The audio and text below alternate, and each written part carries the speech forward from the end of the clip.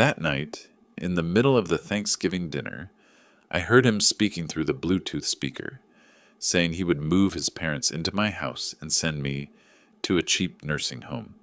He said it in the same calm tone one would use to set a table. I stood right there, still holding the carving knife, feeling my heart turn cold as if someone had drained all the blood from my body. If you've ever been belittled by your own family, treated as a burden just because you've grown old, or forced to watch in silence as others took what you worked your whole life to build, stay here. Because this story will show you that silence is not defeat, but the purest form of revenge, by law, by reason, and by the calmness that makes the betrayer collapse on his own. Before I tell you the whole story, hit subscribe, turn on notifications, and comment the name of your city below, so I'll know there are still people who believe that justice may arrive late, but it never loses its way. The late November rain fell steadily over the gray-gold maples of Bayview Terrace. Inside the 2-story oak-paneled house, I slowly placed a turkey, weighing nearly 20 pounds, into the oven. The sliding glass door shut softly. The scent of butter mixed with musk and sage, the fragrance I'd kept for 30 years every Thanksgiving. On the dining table, the tablecloth my late wife, Elaine, had sewn still had one loose thread at the right corner. I had never stitched it, perhaps because I didn't want to touch a memory that had become part of the air in this house. The wall clock showed 2:30. I looked up, surprised when the doorbell rang earlier than expected. Claire and Evan had said they'd come at 4. Outside, through the fog glass, I saw the two of them with a white SUV. Evan wore a polished smile, and Claire held up a pumpkin pie box. "Surprise! We came early to help, Dad." Her voice softened me. I opened the door, hiding my surprise. "Come in, it's cold out there." They stepped inside. Warmth spread through the hallway. Evan held a bottle of red wine, shaking my hand too tightly, like a gesture of claim. "Got your favorite, Napa Valley 2015. "Thanks, Evan." I set it on the table. I hadn't had wine since Elaine passed. Claire took off her coat, her smile gentler. "The house still smells like a niece, just like when I was little." In the kitchen, I busied myself with the gravy.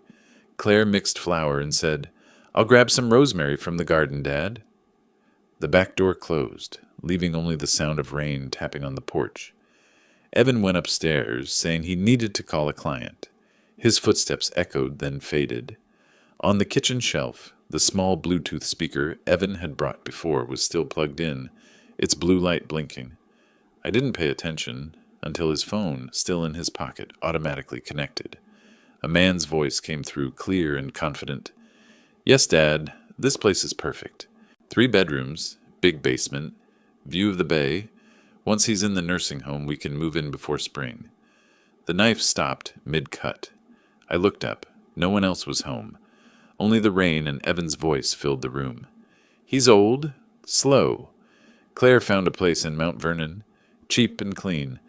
$3,200 a month, all included, saves a ton." There was faint laughter on the other end, probably Evan's father. Then Evan added, his voice lower but still amplified by the speaker. "Trust me, he won't notice until all the papers are done. Clean title." Claire checked it. "Once we're settled, we can refinance. The old man won't have a clue." The air thickened. Only the rain drummed on the roof. I stood still, my hand trembling slightly on the knife handle.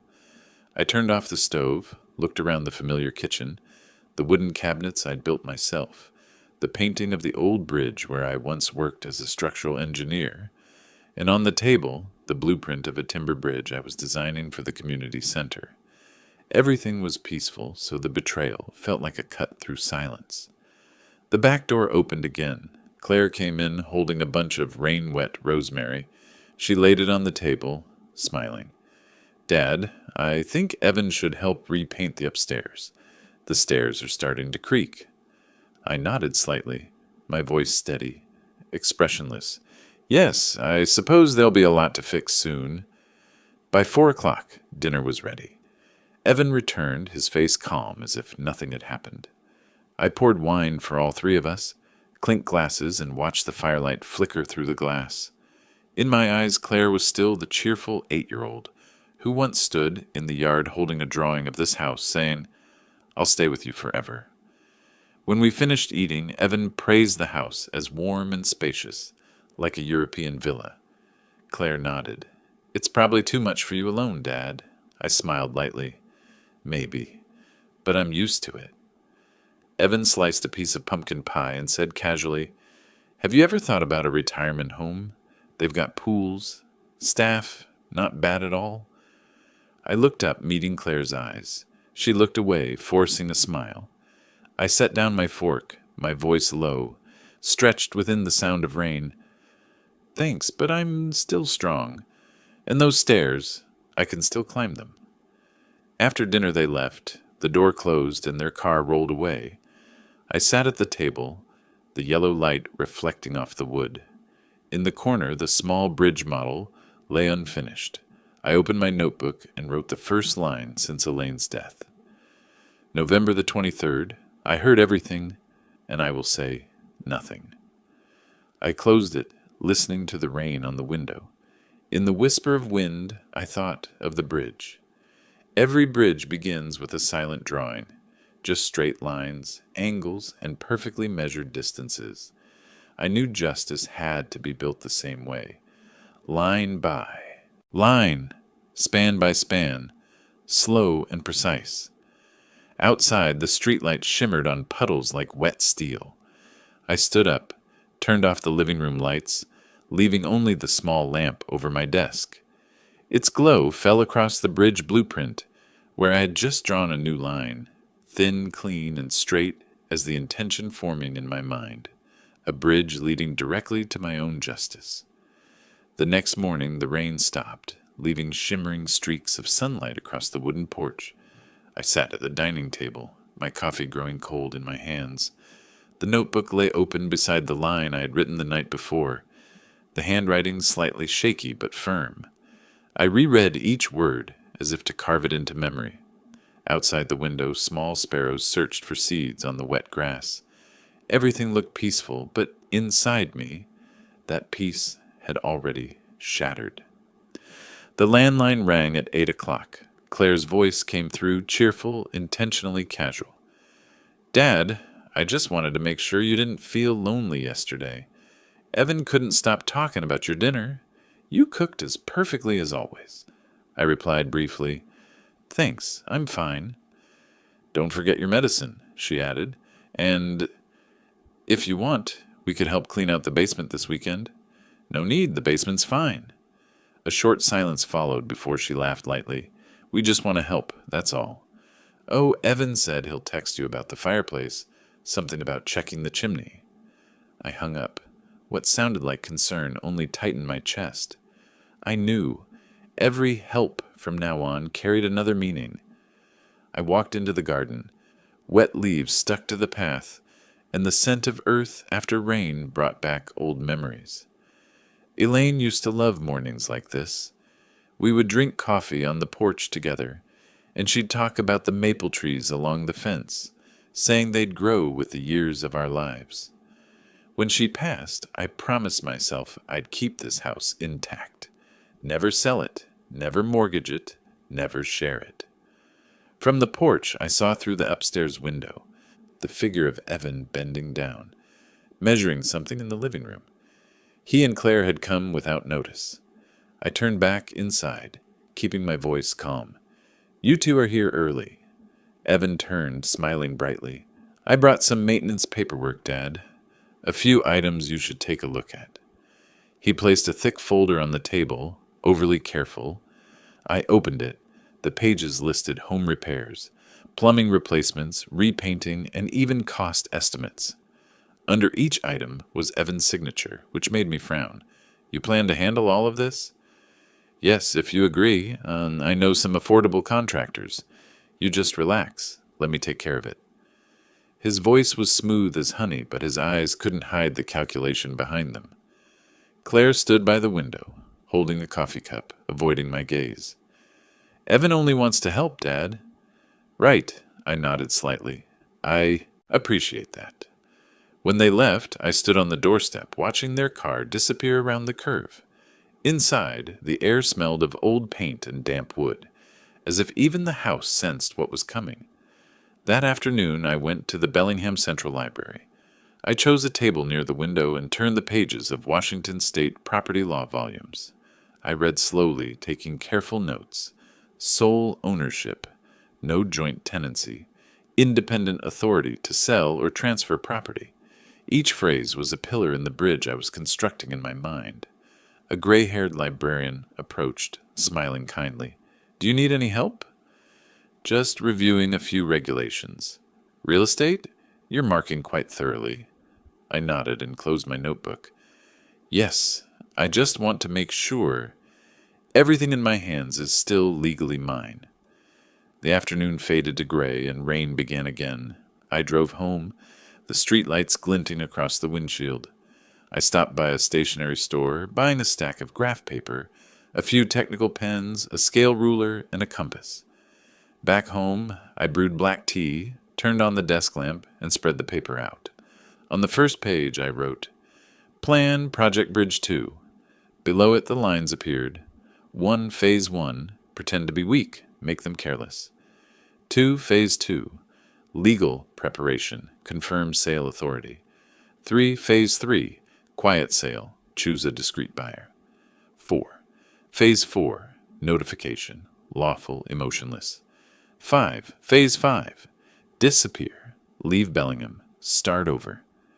I underlined each milestone in red ink, calculated intervals, and noted risk level, trigger condition, and backup scenario.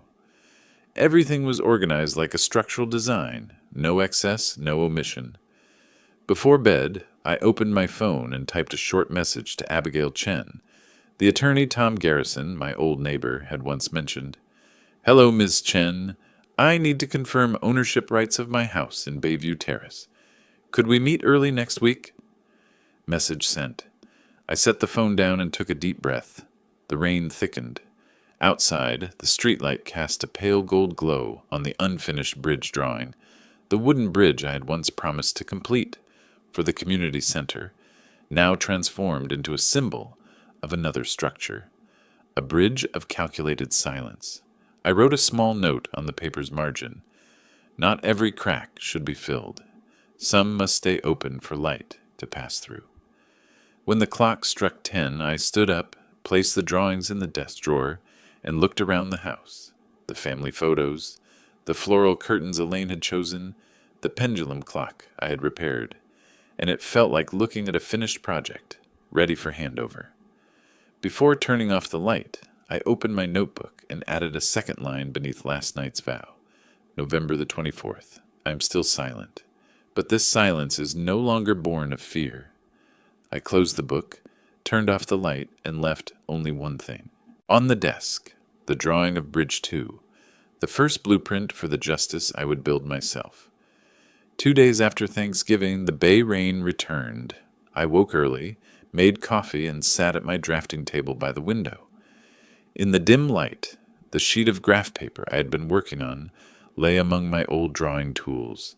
A curved ruler, a compass, and the Pentel technical pen I had used for 20 years as an engineer.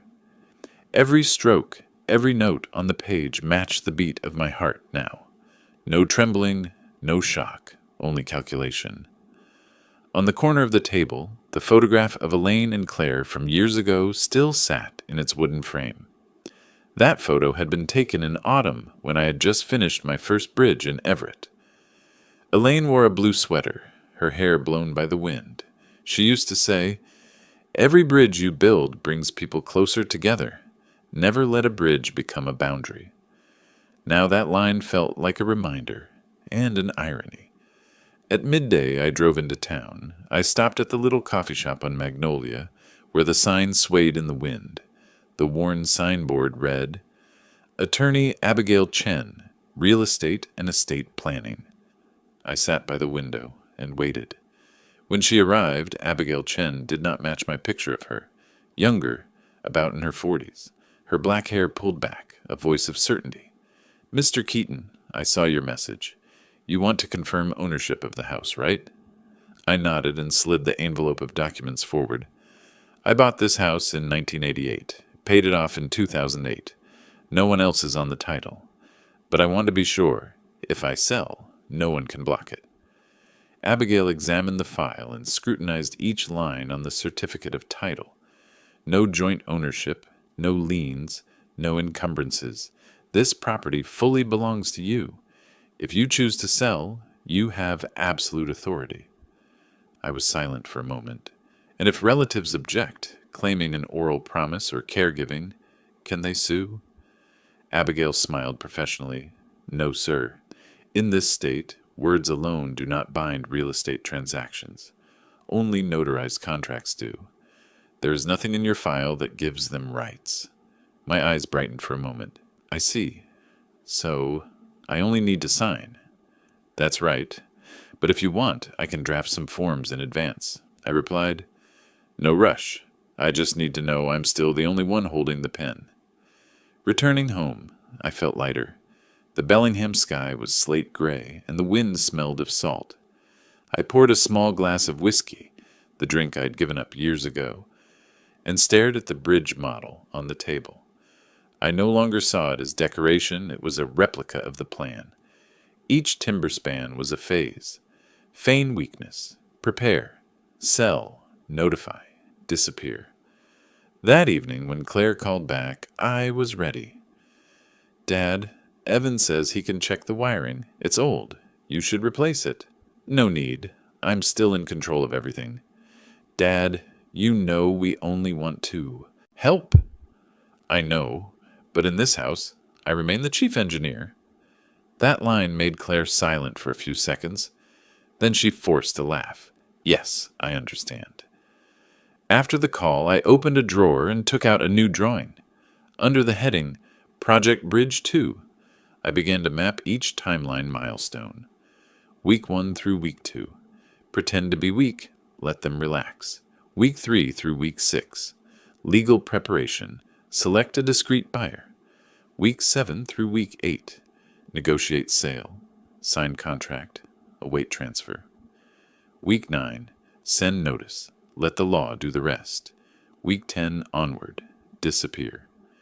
For each phase, I noted risk and safety points, as if calculating load for a real bridge. In the margin, I wrote, every structure that stands must begin with the designer's silence. That night, I did not switch on a night lamp. I sat in the low glow of the desk light and watched the rain against the window. A thought flashed. I had built bridges to help people cross water, but perhaps sometimes people need a different bridge, a bridge to leave betrayers behind. Before sleep, I opened my leather notebook and added a third line. November the 26th. I have finished drawing the foundation. Beneath it, I sketched a thin curve, the profile of the new span. In my head, my plan for revenge began to take shape in detail, sharp as the steel bars I had once forged. 3 days after the meeting with Abigail Chen, I returned home in Bellingham's misty rain. The streets were shrouded, roofs on either side glittering with water. I hung my raincoat on the rack and stepped into the kitchen, where the smell of damp wood mixed with cold coffee. On the table, Abigail's handwritten note still lay, property is solely owned, can be sold, gifted, or transferred without family consent. AC.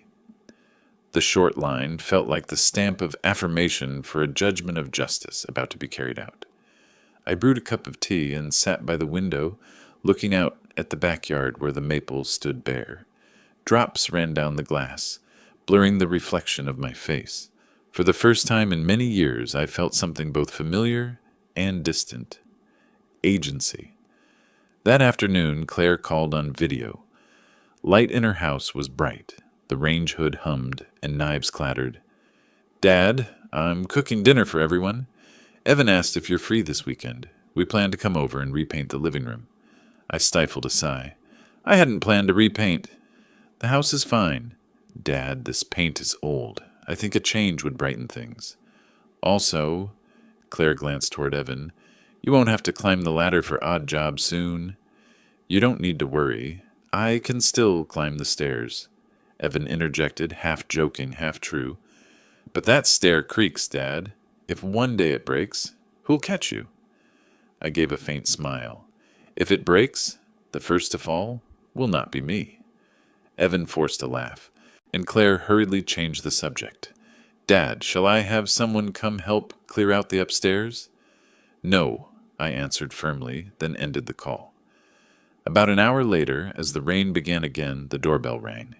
Evan stood on the porch, his raincoat still wet, a folder of estimates in hand. I stopped by to drop the plumbing estimate while I was passing, he said, setting it on the kitchen table. Thanks. Leave it there. I'll be back, Dad. You take it easy tonight. As he stepped out toward his car, his phone automatically connected to the Bluetooth speaker he'd used before. Just as he closed the car door, Claire's voice came through the kitchen speaker. Clear, unmistakable. Evan, have you told Dad yet about moving him? Not yet. After Thanksgiving. I'll plan it gradually. This house fits perfectly. His parents on the ground floor, us upstairs. He'll have to move sooner or later. Keep your voice low. What if he hears? It's fine. I'm already outside the car. He laughed. In the kitchen, I stood motionless. I unplugged the speaker and placed my hand on the tabletop. My fingers trembled slightly. Not from age, but from the recognition that they had been right. This house is truly large, and I truly am alone. That night, I opened the Project Bridge 2 drawings again. The technical pen moved slowly as I added a few new lines. Subphase. Control information. Do not let them know anything more. Next phase. Vet discrete potential buyers. At the bottom, I added, do not waver. The next morning, I stopped at the cafe near the harbor. Margaret Holt, the broker Abigail had recommended, was waiting. She was about 50, neat in stature, gray coat, smile measured and proper. Mr. Keaton, Abigail said you need someone discreet. That's right, I replied. I want to sell without anyone, even my daughter, knowing the signing date. Margaret nodded, practical. For a quiet transaction, deal only with cash buyers. No public advertising. I have a few clients on a private list, but you must allow discreet vetting. Do it. I want it done fast. The meeting lasted less than 30 minutes, but when I stepped out, I felt as if I had just set the first footing of the bridge. No turning back. That evening, I walked the hallway, listening to the echo of my steps. The light fell across the stairs Evan had called creaky. I flexed my foot and tested a tread. The wood groaned but was solid. I bent and ran my hand along the edge. Kids don't understand structure, I murmured. Before sleep, I stood in the living room and scanned the house. Each object had its place. The picture frames, the bookcase, Elaine's armchair, and the dried flower vase. I whispered almost to myself, no one will change this again. Then I wrote in the notebook, November the 28th. The bridge is taking shape, and each creak of the stairs is the beat of the countdown for them. Outside, the rain continued. Inside, the weak yellow light washed the walls. In the doorway, my shadow leaned long, quiet as a part of the structure I had built all my life, sturdy, straight, and ready to bear the full load of betrayal. A week later, Bellingham turned truly cold. Mist blanketed the bay, and seagulls flew low, their cries distant like echoes from memory. I sat in a small cafe on the corner of High Street, where Margaret Holt and I had agreed to meet again to review the results of the discreet appraisal. Beside my espresso sat a thick file, its edges still damp with dew. Margaret arrived on time, wearing a gray wool coat and carrying a sealed envelope. I've met two from the private list, she said, a middle-aged couple, financially sound and very discreet. If you approve, I'll send them the documents this afternoon. I nodded. As long as there's no public listing, I don't want anyone in my family to know. She tilted her head. You trust me? I trust anyone Abigail Chen recommends. We shook hands, brief, firm.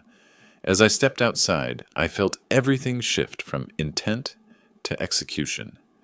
The bridge 2 I'd drawn now had a real foundation.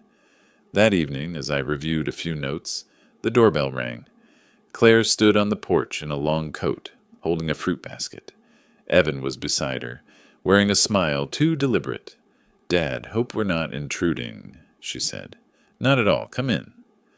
They entered in the quiet house filled with voices.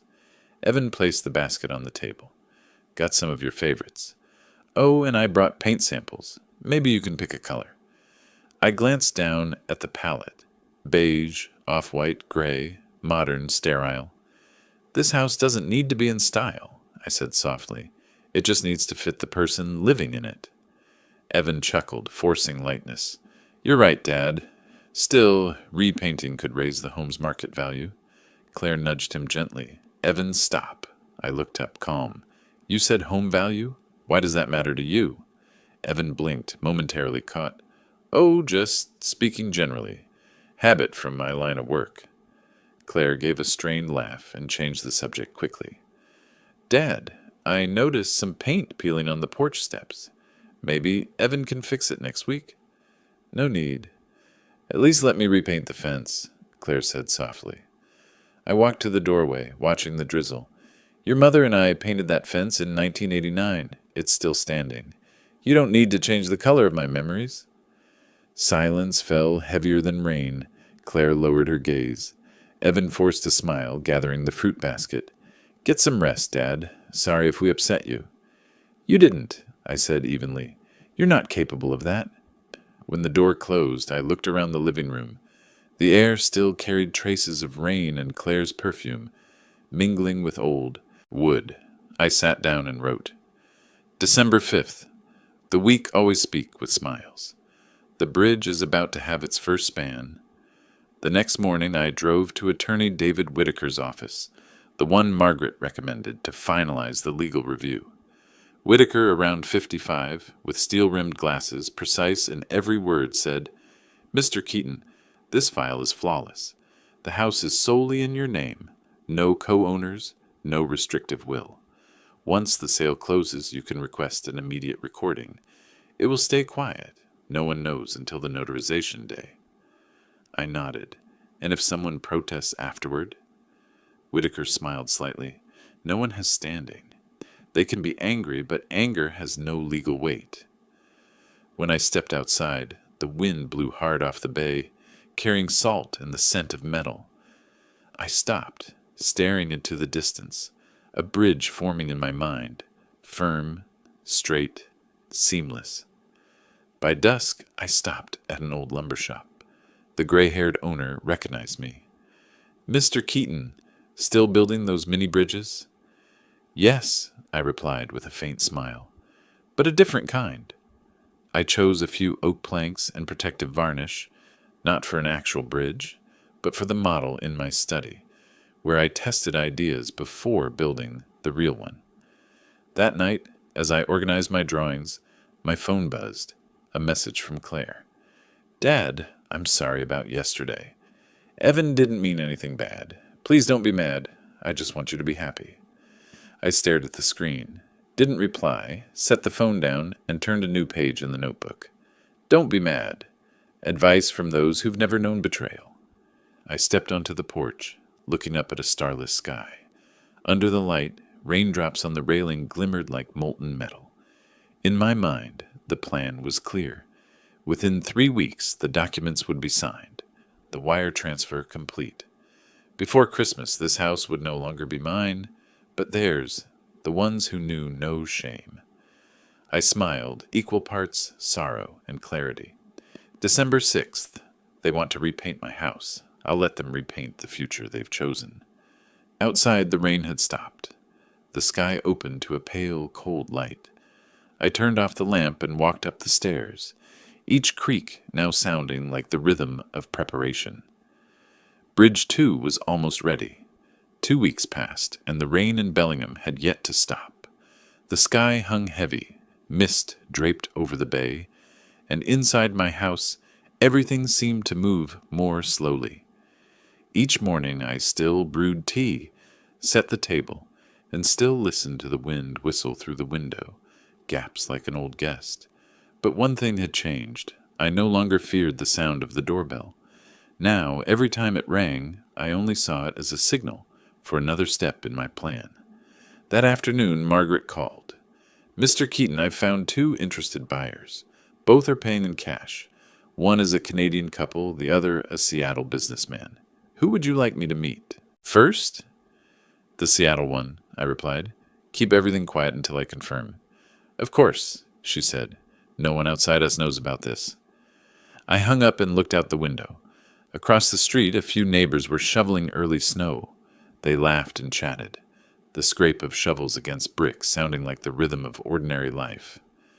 I realized I had stepped out of that rhythm long ago, and now I no longer wished to return. That evening, Claire called again. Dad, can we come by this weekend? Evan says he'll replace the chimney and check the heating. I've already hired someone, I said calmly. Who? Someone Margaret Holt recommended.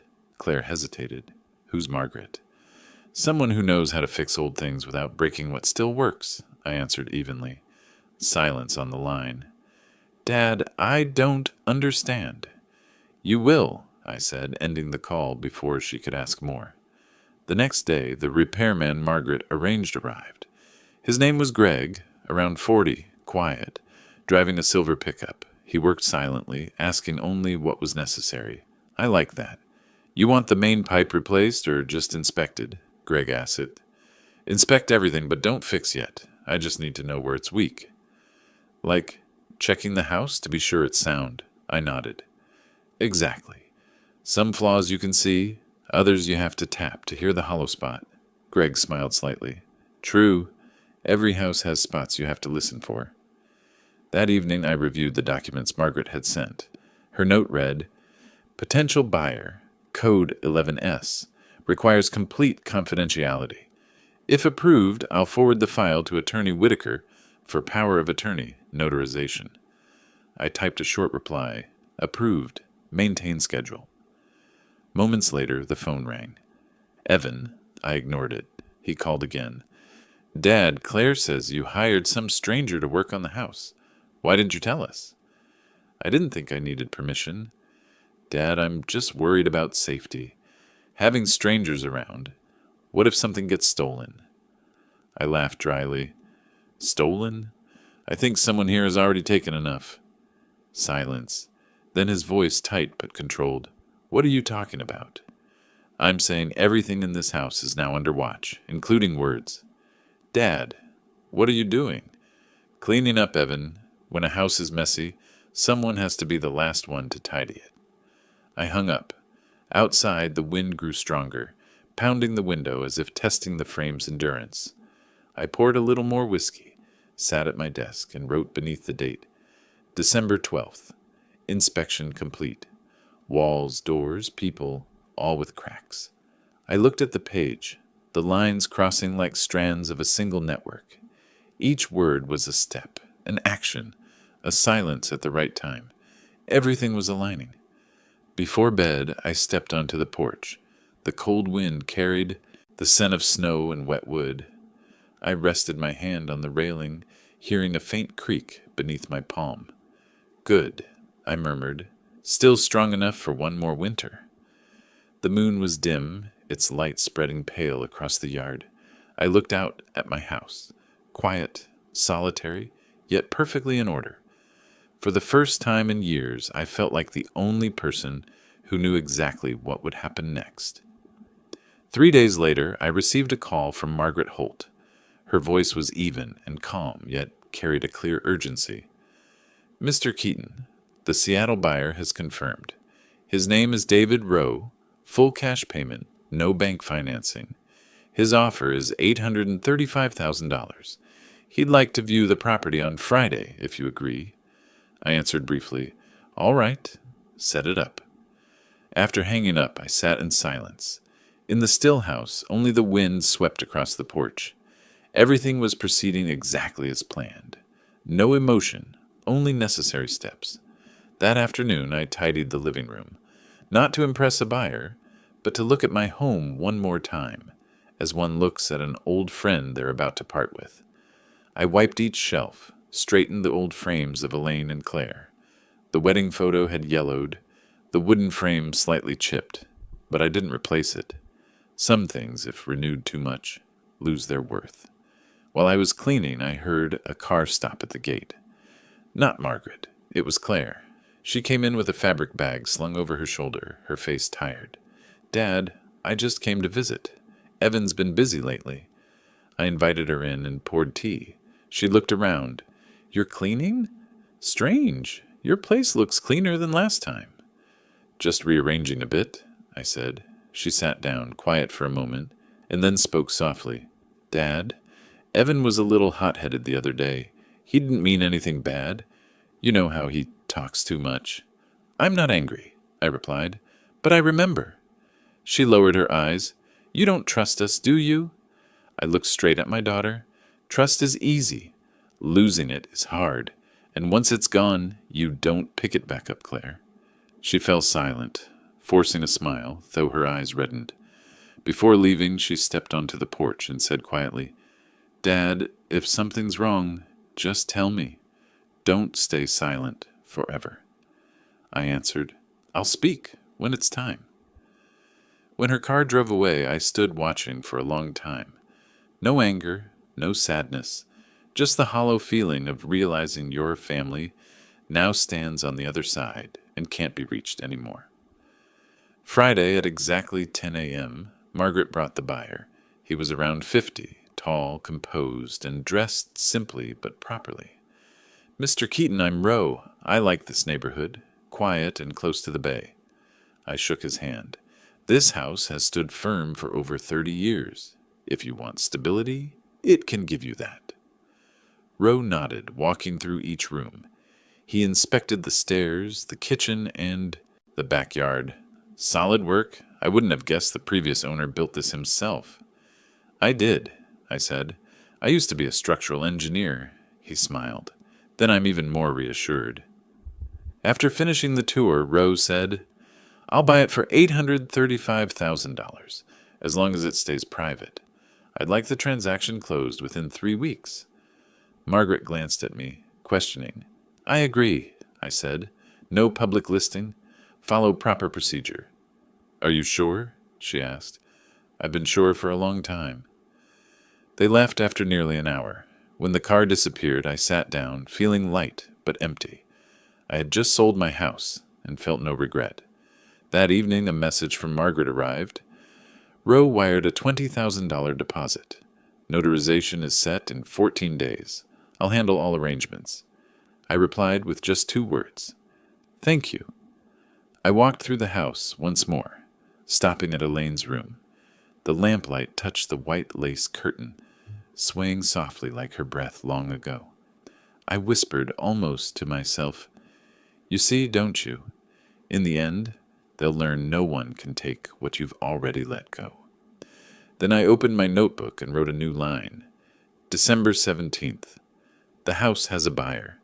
Price $835,000. Everything is on track. Now it's only a matter of who realizes first that they've lost everything. I closed the book, turned off the light, and left the room in soft gold. Outside, the wind moved through the trees, cold but steady, like the final calm before the storm arrives.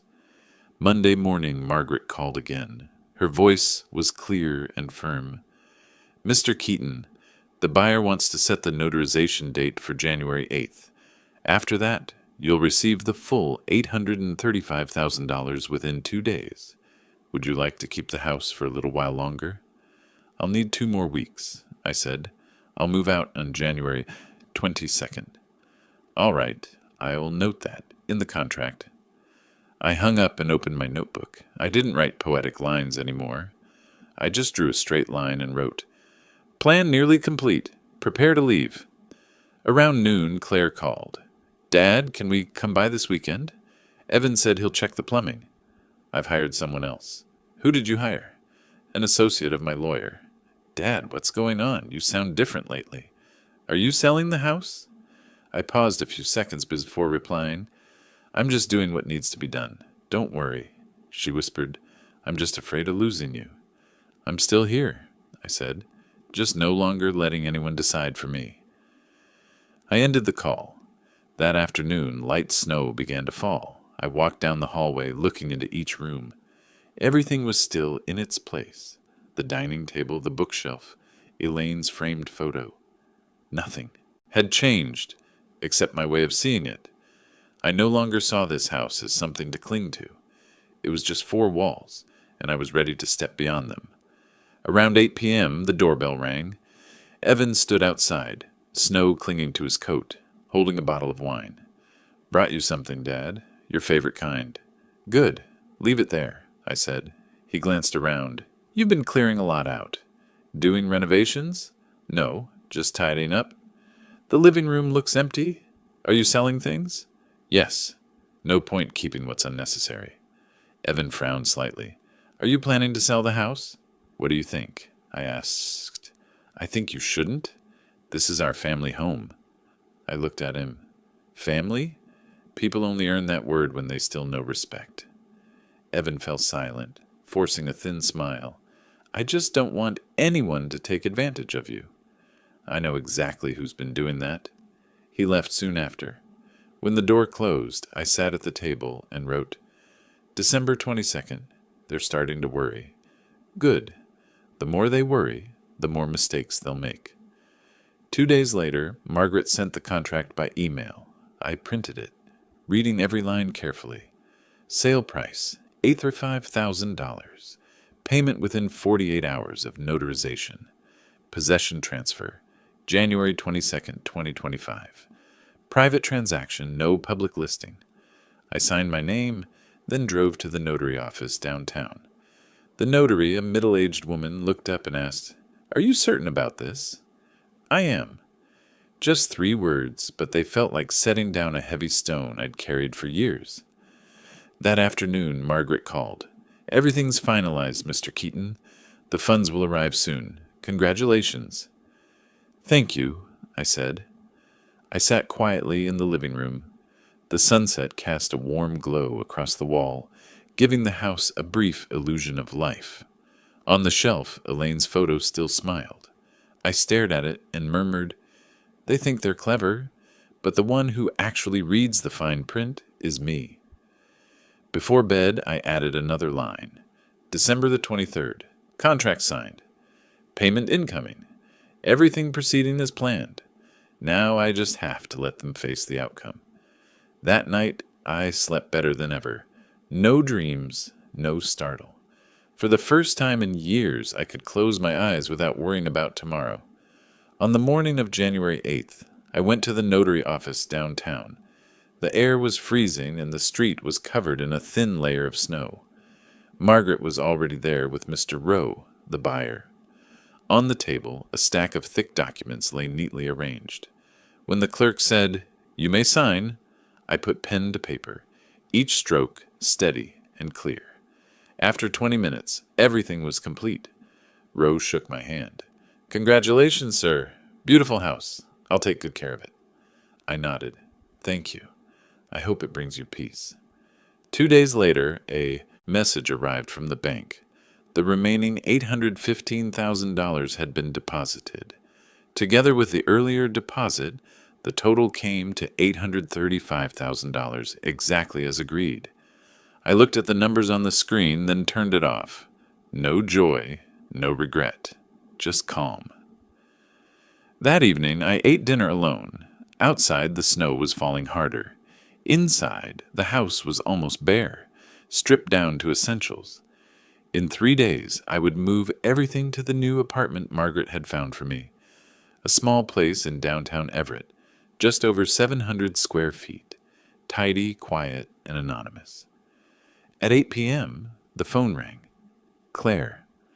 I let it ring for a while before answering. "Dad, Evan said someone came around asking about a property appraisal. Do you know anything about that?" "I do. What are you doing?" "Just putting things in order. Don't worry." "Dad," her voice softened, "are you really selling the house?" "Everything has its reason," I said simply. "But that's your house. Why would you do that without telling me?" I lowered my voice. "Because every time I speak, someone tries to tell me I'm wrong." Silence. Then only a faint breath. "I don't understand you anymore, Dad." "You will," I said, "when everything's clear." On January 12th, I began moving. A small truck arrived carrying boxes of files, old photos, and a few personal things. Evan drove by and saw me carrying a box outside. He slammed the brakes and jumped out. Dad, what's going on? Where are you going? Just moving temporarily. Temporarily? You sold the house, didn't you? I looked at him steadily. Yes, and I didn't need anyone's permission. His face went pale. You've lost your mind? This is the family home. What family, Evan? The one that planned to put me in a nursing home? He stammered. Who told you that? That's not true. No one needed to. I heard enough. He fell silent, then muttered through clenched teeth. You'll regret this. I met his eyes and replied slowly, No, but someone else will.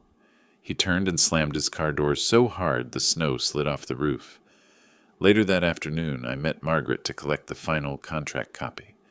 Everything's complete, she said. You can hand over the keys any time. The new owner plans to move in on the 22nd. Good, I said. I'll leave that day too. That night, the phone wouldn't stop ringing. Claire, Evan, even Evan's mother. Each message left the same plea. Dad, please answer. Mr. Keaton, can we talk? Dad, I'm sorry. I just want to understand. I didn't respond. I sat at the table, watching the light from the lamp reflect against the window. In the dark, the phone buzzed steadily, then went quiet. I opened my notebook and wrote, January 12th, money received. They know. Everything's out now. Let's see how they react. I closed the notebook, stood up, and turned off the lights. In the dark, the only glow came from the fireplace. Warm, quiet, and honest. No more pretending, no more false concern. Just me and my decision. 2 days later, I had over 20 missed calls. Every message said the same thing. Why did you do it? But I had no reason to explain anymore. They'd had their chance to talk honestly and used it to calculate. I gathered the house keys, sealed them in an envelope labeled Transfer 2201, and placed it on the kitchen counter beside the closed notebook. Before bed, I wrote one last line. January 14th, they've started calling. None worth answering. I folded the notebook, set the pen on top, as if closing the lid on an old door. Outside, snow fell quietly, the kind of silence I had waited months to hear. On the morning of January 22nd, I woke earlier than usual. The air was cold, and a thick fog covered the row of trees in front of the house. The house was emptier than ever, just a few small boxes and a suitcase by the door. On the kitchen table, the envelope labeled Transfer 2201 still sat exactly where I had left it. I made a cup of coffee and stood by the window, looking out at the yard. For 37 years, every morning had started this way. In summer, sunlight filtered through the maple leaves. In winter, only snow and wind. Now, everything was still. No more fake concern, no more evening check-in calls. Just me in a house waiting for its final chapter to close.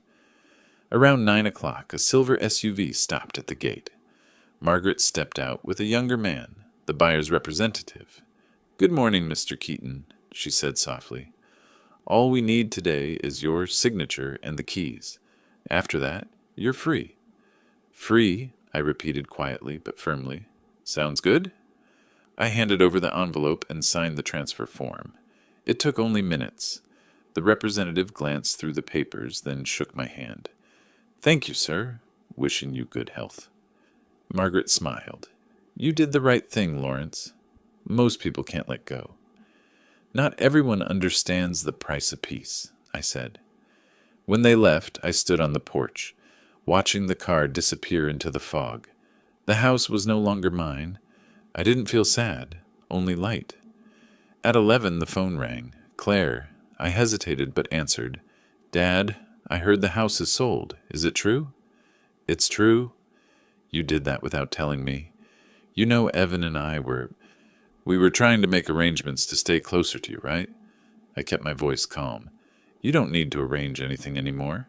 It's done. Her voice broke. I don't understand, Dad. Why would you leave the place Mom lived in? I looked at Elaine's photo, already wrapped in a box. Because your mother wouldn't want to see me used in the very house we built together. Silence. Then she said, quietly, Dad, Evan lost his job. We're struggling. I know I've made mistakes, but please. I cut her off. I'm not doing this to punish anyone, Claire. I'm protecting myself. But where will we go now? The same place I did. Somewhere smaller, but truly yours. I ended the call. That afternoon I drove to Everett. The apartment was on the 8th floor. 730 square feet, white walls, new hardwood floors, a window facing west. I set down my suitcase and sat in the lone wooden chair in the middle of the room. No old wood smell, no creaking stairs, no voices. I turned on the light. The room glowed just enough. Later that evening, the phone rang again. Evan. I wasn't going to answer, but then I did. Dad, his voice was hoarse, you've ruined everything. I just lost my job. Claire had to quit hers. We were planning to move closer to you, and now there's nothing left. Are you happy now? I stayed calm. I didn't ruin anything. I just reclaimed what was mine. You're selfish. You're old. You don't have much time left, and this is what you do? Long enough, I said, to see who learns from this. His breath came heavy, straining to contain his anger. You'll end up alone because of this. I've heard that one before, I said, and hung up. That night, I opened the window. The wind from the bay was sharp and cold. Down below, car lights stretched into long streaks of gold. I watched for a while, then took out my notebook and wrote, January the 22nd. House transferred. I'm gone. They lost their anchor. I gained my freedom. Fair trade. I set the pen down, brewed a cup of hot tea. In the new apartment, the clock ticked evenly, the air clean and bright. No one knew where I was. No one could disturb me. I knew by morning they'd call again, but this time I wouldn't have to answer. They'd already heard enough. They just hadn't accepted that the man they once saw as weak was the only one who knew how to end the game neatly. A week after moving into the new apartment in Everett, life began to find its rhythm again.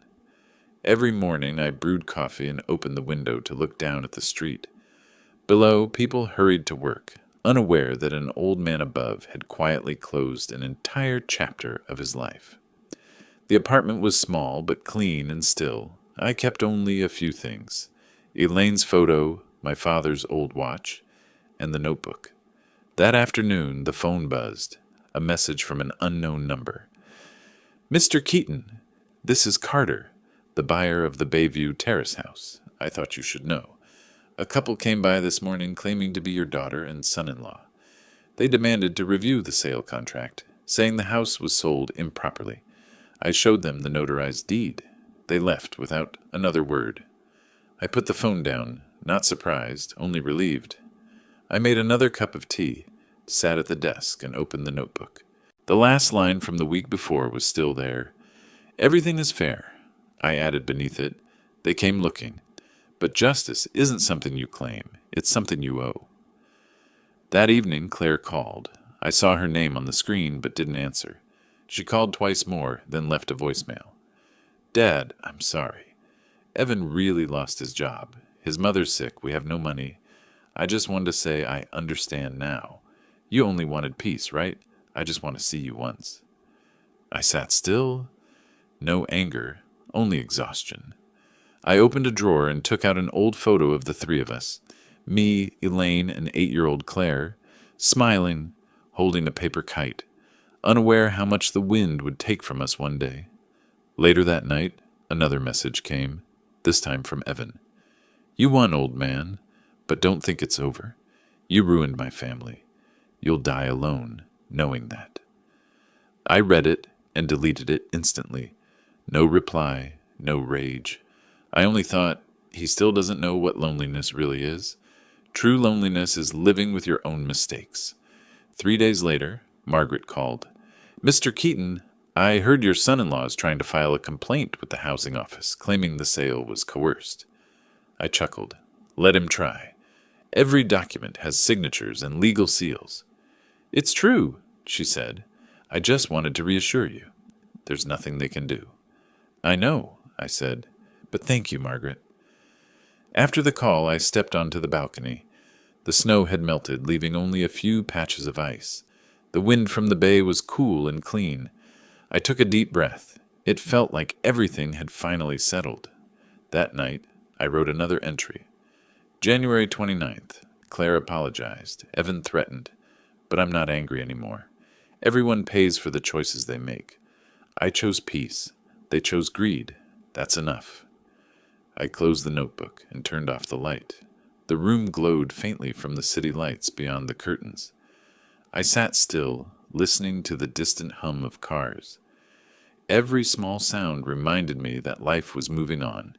It just no longer had anyone close enough to hurt me. Before bed, one last message arrived, from Claire. Dad, if one day you want to talk again, I'll always listen. I read it several times, then set the phone down. I didn't reply, not out of anger, but because I needed time to believe the apology was real. My final line of the night read, January 30th. Sometimes justice doesn't make anyone happy. It just lets you sleep better. I closed the notebook, looked around the apartment, small, bare, but truly mine. And for the first time in years, I turned off the lights without being afraid of the dark. It's been almost 2.5 years since I left Bayview Terrace. Winter in Everett was slowly giving way to pale mornings and the sound of sparrows landing on the balcony. My life now was simple. Morning coffee, reading the paper, walking to the nearby grocery store in the afternoon, and writing a few lines in my notebook at night. No creaking stairs, no footsteps to listen for. The apartment was small, but peaceful enough. One morning in early March, I received an envelope from the post office. The sender's name read, Claire Keaton. I hesitated for a few seconds, then opened it. Inside was a folded letter and a photograph. The photo showed a baby girl, only a few months old, my granddaughter, whom I had never met. In the letter, Claire wrote, Dad, I know you don't want more explanations, but I still wanted to send this photo. Her name is Lily. I want you to know I've stopped blaming others. Evan has left, and I've started over. I rented a small apartment in Mount Vernon, close to my new job. I kept your old advice, to stand on my own. I just hope that someday Lily will get to meet her grandfather. I read every line slowly, my fingers trembling slightly, not from sentimentality, but because her words felt like a part of the old house being returned, not through walls or wood, but through truth.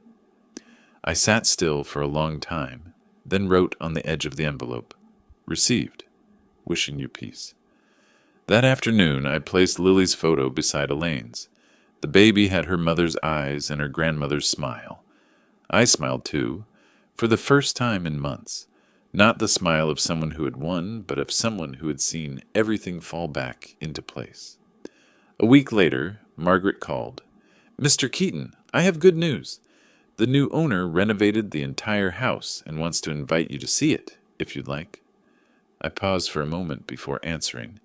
That won't be necessary. I want to remember it as the last time I saw it. You're sure? I'm sure. Once you've learned to let go, looking back only pulls you into the past. Margaret chuckled softly. I understand. Still, thank you, Mr. Keaton. Working with you was one of the rare, pleasant experiences.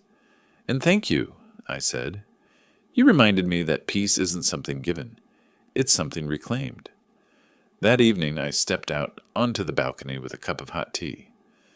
Down on the street, the last snow of the season was melting slowly. I opened my notebook and wrote the final line of the journal that had followed me through this journey. March 12th. Claire has started over. Evan is gone. The old house has a new owner. Everything closed properly. I'm no longer angry, not even at myself. If there's one thing I've learned through it all, it's this. Sometimes, silence is the clearest way justice speaks. I closed the notebook and set it beside the framed photos of Elaine and Lily. The sunset outside painted the room in soft orange. The wind from the bay carried the scent of salt and the distant sound of a ship's horn. I closed my eyes and listened. No more arguments, no more stares, no more blame-filled calls. Only steady breathing and one Undeniable truth. It was over. I lifted the teacup and said quietly, as if to the wind, "It's done, Elaine. Everything's finally where it belongs. And it will stand, not because of me, but because of truth." I sat still, watching the last light of winter slide across the table. No victory, no vengeance, just one simple realization I had forgotten. Peace is a form of justice, too. People often think justice means verdicts, trials, or public apologies. But sometimes, justice is simply the moment you can sit quietly, take a deep breath, and know you did the right thing. My story has no gunshots, no revenge, only truth. A truth strong enough to make those who once looked down on you finally look within. If you've ever been betrayed, underestimated in your own home, or forced to stay silent to keep the peace, remember, silence isn't weakness. It's the first step toward justice. Before you leave this video, hit subscribe, turn on the notification bell, and comment the name of your city below, so I'll know there are still people who believe that justice may come late, but it never loses its way. And if you've ever had to stand up after being abandoned by your own family, share your story in the comments. Perhaps your silence today will become someone else's lesson tomorrow. Remember this: justice doesn't need to be loud. It only needs your patience until it's ready to speak.